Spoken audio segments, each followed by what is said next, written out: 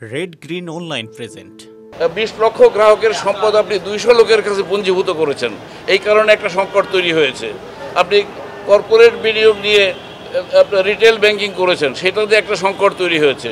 এই ধরনের সংকটগুলো ব্যাংকিং সেক্টরে যাতে না হয়, ব্যাংকিং সেক্টরে যাতে গুড গভর্নেন্স হয়, বিএবির মতো প্রতিষ্ঠান যাতে খেলাধুলায় ব্যস্ত না হয়ে ব্যাংকিং সেক্টরের উন্নয়নের জন্য কাজ করে, আমাদের জনশক্তির উন্নয়ন আমরা বলেছি যে আমাদের বিশ্বমানের ট্রেনিং সেন্টার করতে হবে। আমরা ইসলামী ব্যাংকগুলো, ফার্স্ট সিকিউরিটি ইসলামী ব্যাংক যেটা বলছেন আপনি, সেই ব্যাংক ইনশাআল্লাহ ব্যাংকিং সেক্টরে পজিটিভ কন্ট্রিবিউশন রাখতে সক্ষম হবে খুব অল্প সময়ের মধ্যে। তাৎক্ষণিক সংকটগুলো কিভাবে কাটাবে? তাৎক্ষণিক সংকটগুলো কাটানোর জন্য আমরা কাজ করছি, নিয়মিত বসছি। মাত্র 2 সপ্তাহ হয়েছে, দায়িত্ব নিয়েছি, সমস্যাগুলো বুঝেছি ইতিমধ্যেই, এবং আমরা এই জন্যই তো আপনাকে অত্যন্ত আত্মবিশ্বাসের সাথে বলতে পারছি। সংকটটা নিয়ে বলেন। তার সংকটের ব্যাপারেই বলেছি আমি যে আমরা পরিস্থিতি নিয়ন্ত্রণ করার জন্য আমরা অত্যন্ত নিবিড়ভাবে কাজ করছি এবং এটা কাটিয়ে উঠবো ইনশাল্লাহ।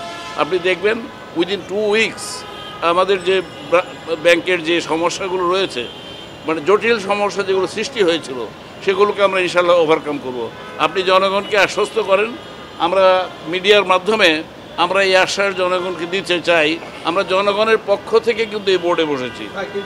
আমি বুঝেছি, আমি এই পয়েন্ট বুঝেছি, এটা নিয়ে আমি দীর্ঘদিন কাজ করেছি। বাংলাদেশ ব্যাংকে যে ইসলামিক ব্যাংকিং গাইডলাইন যেটা তৈরি করা হয়েছে, সেই গাইডলাইন তৈরি করার ব্যাপারে আমি কাজ করেছি।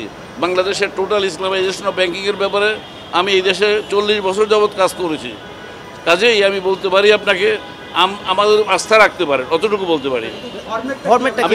সেটা আমি ইনস্ট্যান্টলি বলতে পারবো না, এই ফরম্যাট নিয়েই আমরা কাজ করছি। আমরা মনে করেন যে হঠাৎ করে এই যে তারুণ্যের যে বিপ্লব ঘটেছে বাংলাদেশে, তার ফলে কিন্তু আজকে আমাকে এই প্রশ্নগুলো জিজ্ঞেস করতে পারছেন যে এই ব্যাংকে কী ঘটেছে। 2011 সাল থেকে ব্যাংকে যে সংকট চলেছে, এই ব্যাপারে কিন্তু আপনারা এইভাবে প্রশ্ন আগে করেননি। যদি করতেন তাহলে এই সংকট তৈরি হইতো না।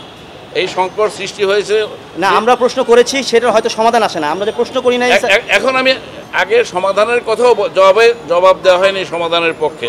এখন আমরা জবাব দিচ্ছি দৃঢ়তার সাথে যে ইনশাআল্লাহ আমাদের গ্রাহকগণ এই ব্যাংকের কাউন্টারে এসে ফেরত যাবেন না। এরপরে যে কারণে হয়েছে, আমি আজকে এখানে আমরা আলোচনা করেছি যে সারা দেশের সম্পদ নিয়ে আপনি 20 লক্ষ গ্রাহকের সম্পদ আপনি 200 লোকের কাছে পুঞ্জীভূত করেছেন।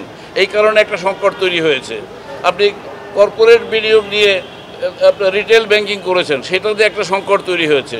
এই ধরনের সংকটগুলো ব্যাংকিং সেক্টরে যাতে না হয়, ব্যাংকিং সেক্টরে যাতে গুড গভর্নেন্স হয়, বিএবির মতো প্রতিষ্ঠান যাতে খেলাধুলায় ব্যস্ত না হয়ে ব্যাংকিং সেক্টরের উন্নয়নের জন্য কাজ করে, আমাদের জনশক্তির উন্নয়ন।